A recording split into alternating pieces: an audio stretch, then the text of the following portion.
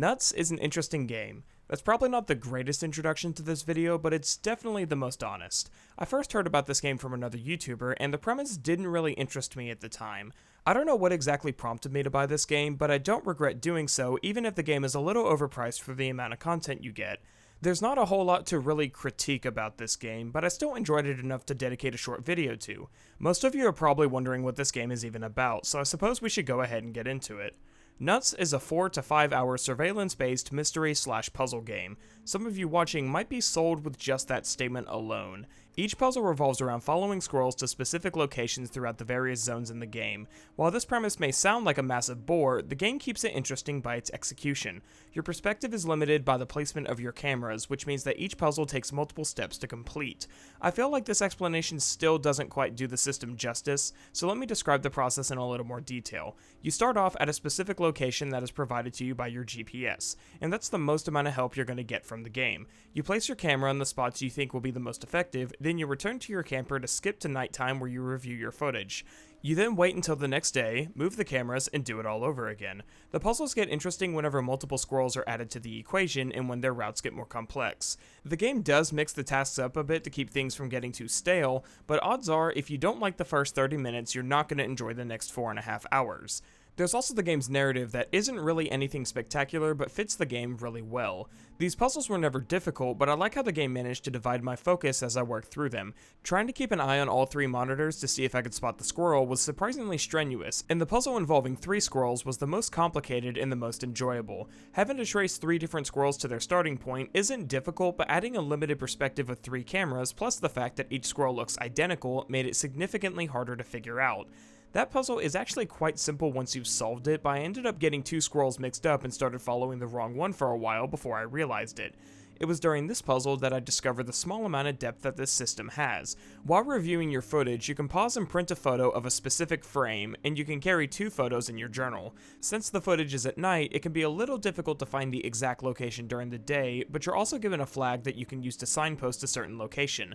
I only ever resorted to these tactics once, and I wish the game had incorporated more complex puzzles over larger areas to force me to use them more often.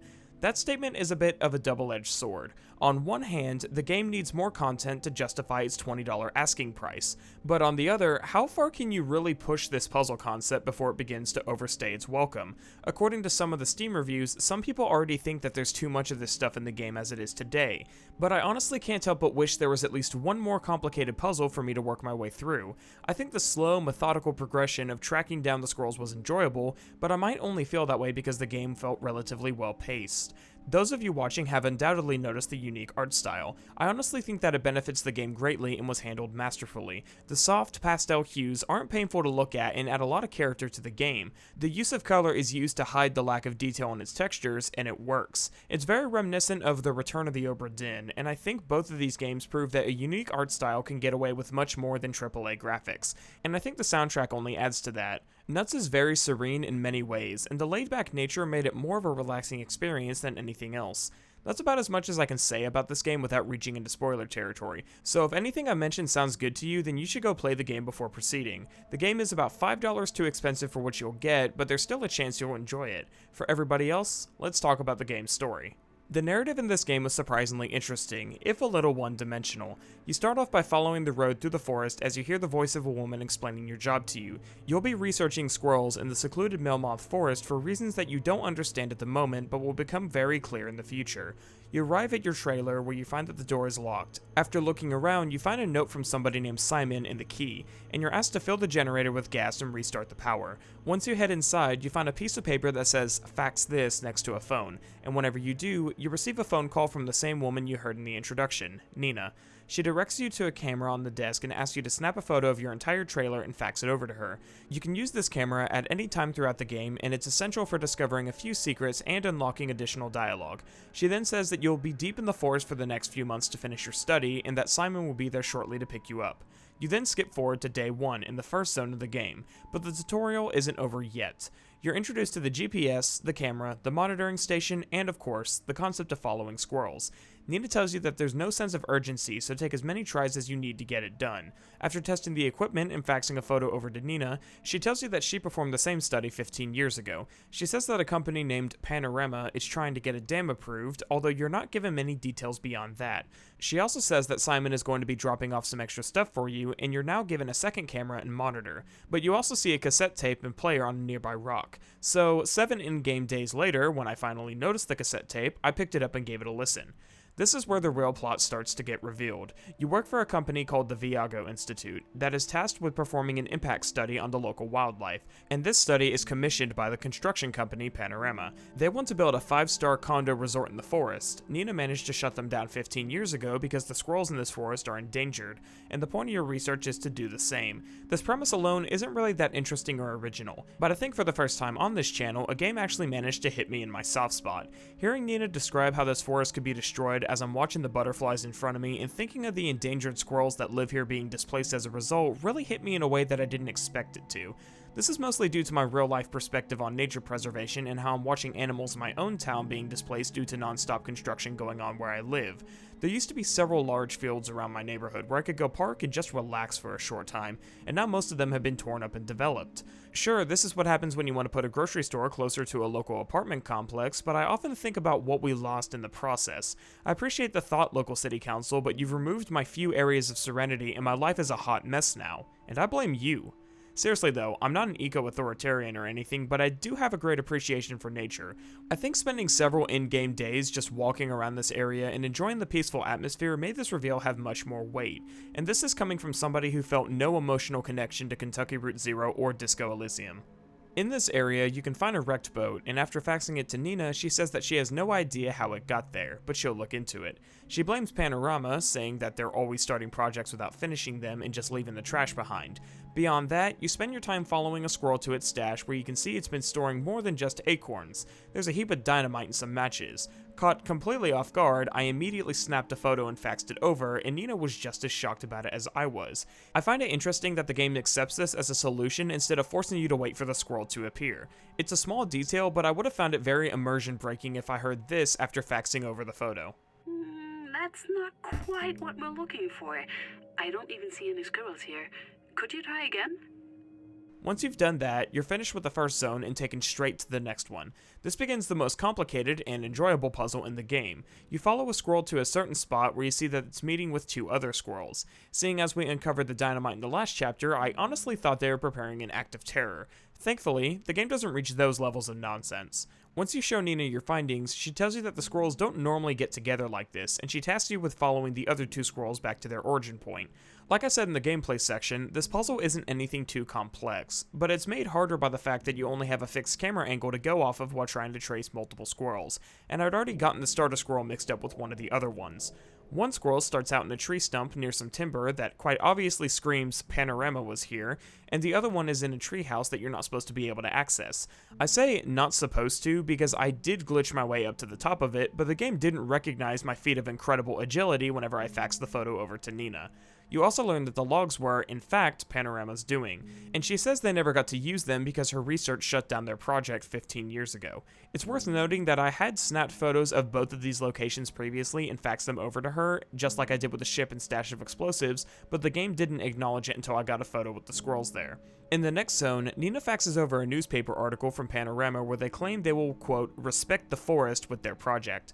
Nina tasks you with tracking down the bunker that is visible in the photo, and just by walking through the zone, you can see how heavily it contrasts with the article.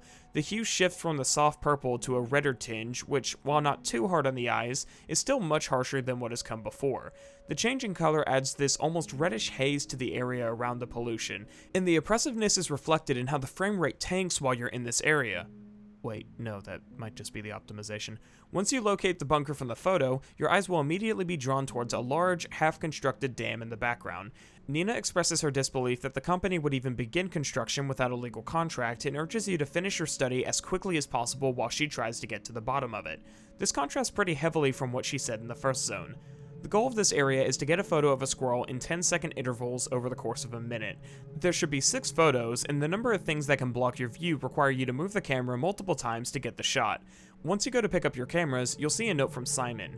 You've been getting these at the start of every zone, and he mentions in this one that the roads around here are unsafe due to Panorama's oversized trucks constantly driving on them. He says that if they don't fix them soon, then somebody could get seriously hurt.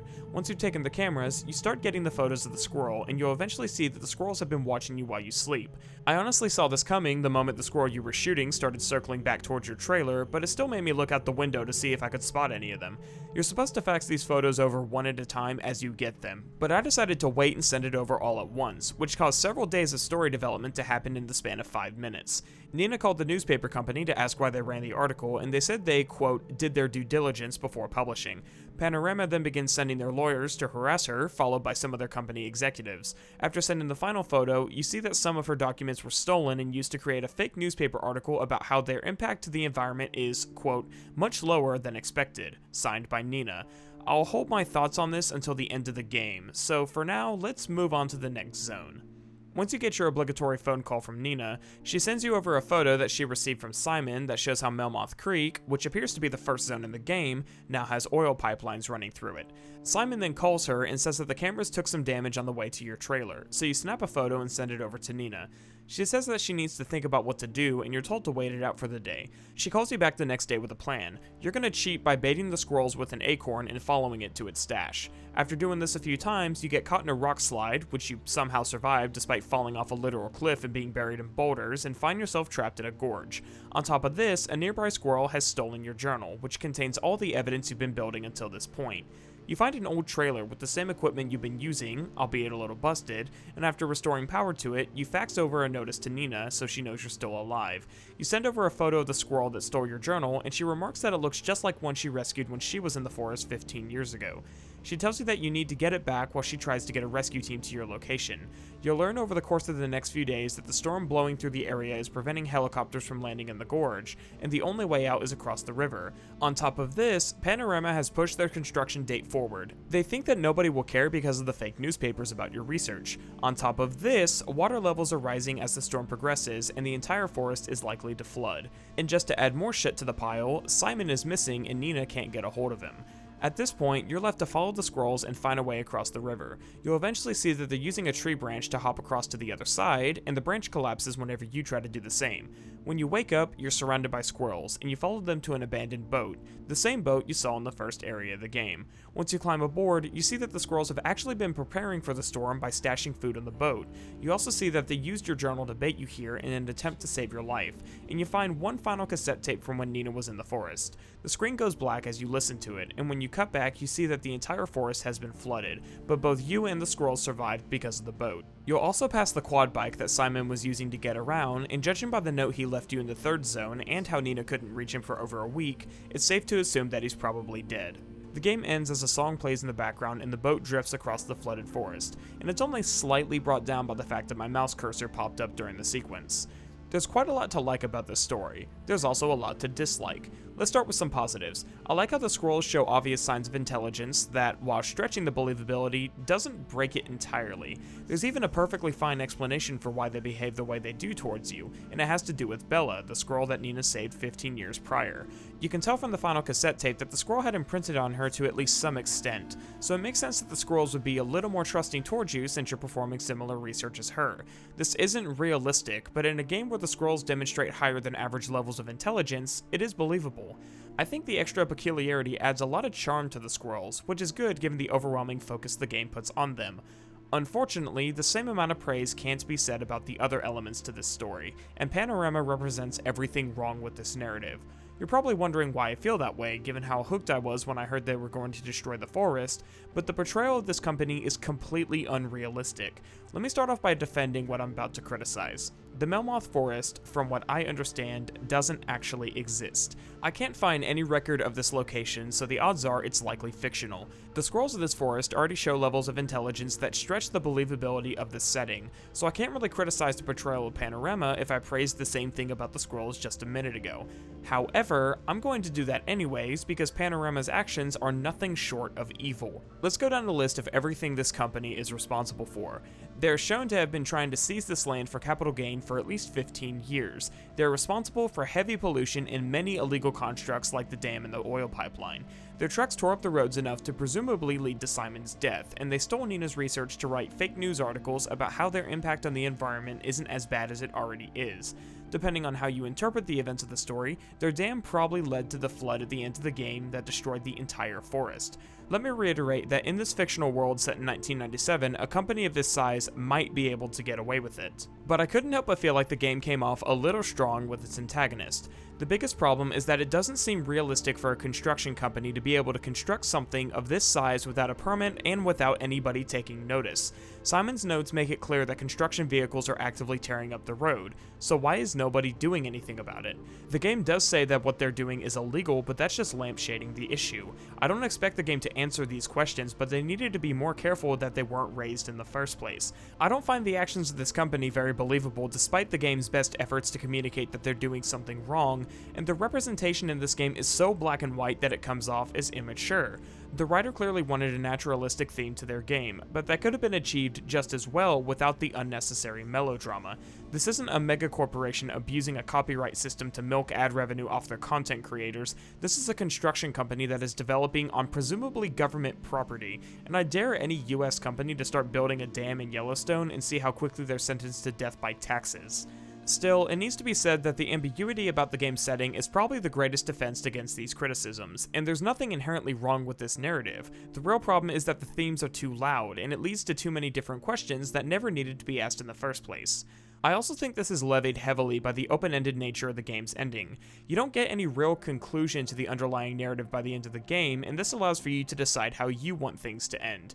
Do you think that you have enough evidence to shut down Panorama's project? Do you think the company will tank after the truth comes out? Or do you take a cynical perspective and think that nobody will actually care about the truth?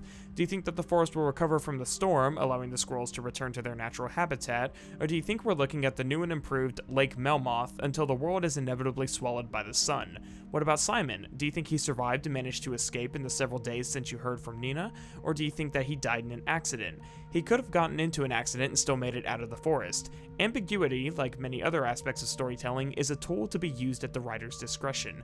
This is an example of this tool being used very well. You get to take the events of the story and follow them to their logical conclusion based on how you perceive them, and I don't think there's anything wrong with that. The game doesn't end with a snapshot of a newspaper article showing how you and Nina dismantled Panorama and shut down the company. It ends with just you and the squirrels, and I think that's a great note to leave off on, so I'd like to do the same for this discussion. All in all, I enjoyed my time with Nuts. I found the story and gameplay to be well paced throughout the modest 5-hour runtime, and I definitely don't regret my purchase. It was nice to play a game that was a little more relaxing, and I found the puzzles to be very enjoyable. I came off as pretty negative in that last section, but I'd still rather have this story than no story at all. There's something novel about seeing all the squirrels on the boat at the end of the game, almost like you'd been invited to their grandiose escape, and I found it a little hard not to feel attached to these little guys by the end of the game. I hope more games try experimental forms of puzzle solving in the future because I look forward to trying them. Thanks for watching, guys. I know this is a short video after over a month since the last upload, so let me justify my time by saying that I haven't been slacking off or taking a break. Here's a brief rundown of everything I've done since the Tron Evolution video. I have completed and recorded the entire Devil May Cry franchise except for the spin-off title. I finished the script for my Greedfall video and am at least 25% done with it at this time. I've completed the first half of Classic Fallout on my first playthrough, and of course I made this video. I'm not sure if I'll get around to making a video on Fallout since I'm taking a break to complete the Greedfall video, but I did at least make an attempt to get a head start if I decide to. Doing this in the handful of hours I have before work every day does make it take significantly longer than what I could do it for 8 to 10 hours a day, but I wanted to at least make it known that I'm not on hiatus. Production is just slow at the moment. That being said, I'm not feeling pressed for time or trying to rush through my projects, and I'm always willing to put out a shorter video like this every once in a while so you guys have at least something to watch. That's all I really had to say here, so as always, thank you guys for taking the time to watch this video, and I'll see you in the next one.